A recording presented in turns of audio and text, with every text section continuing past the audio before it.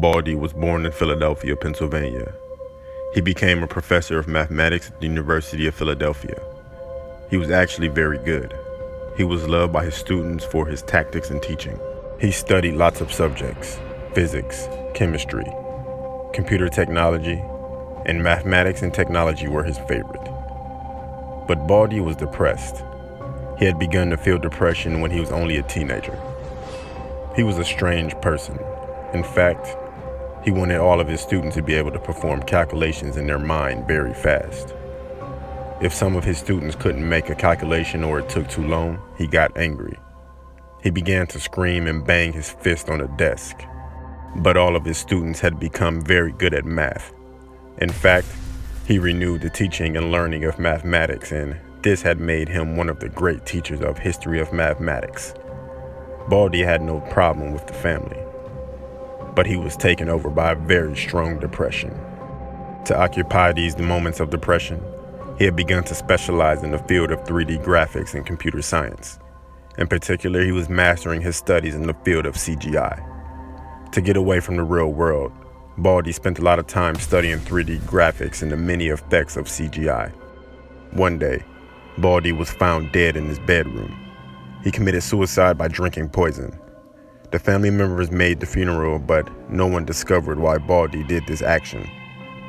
After a while, his family discovered that Baldi had created a game on his computer. The game called Baldi's Basics. Carefully studying the game, they discovered that the character perfectly reflected the mentality of Baldi before his death, but the appearance of the character was slightly different. We don't know how he did it, but he managed to create a game with the virtual reality.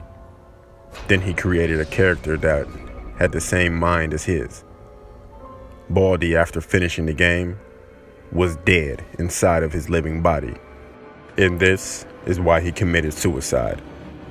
So let's see how Baldi is in the game. Baldi is a poorly modeled CGI human figure with long, skinny fingers, a pale body, large red lips, and is bald except for what seems to be a singular hair on his head.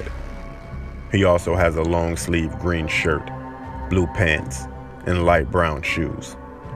Even though he has no visible ears, the description mentions that Baldi still has an excellent sense of hearing. Strangely enough, Baldi's facial expression while chasing the player, while heavily compressed and distorted, is incredibly neutral and not one of anger. He can not only tell where any sound came from, but who made it also.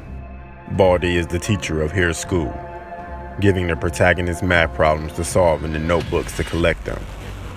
He warmly greets students in a friendly fashion and uses positive reinforcements when they correctly answer his questions.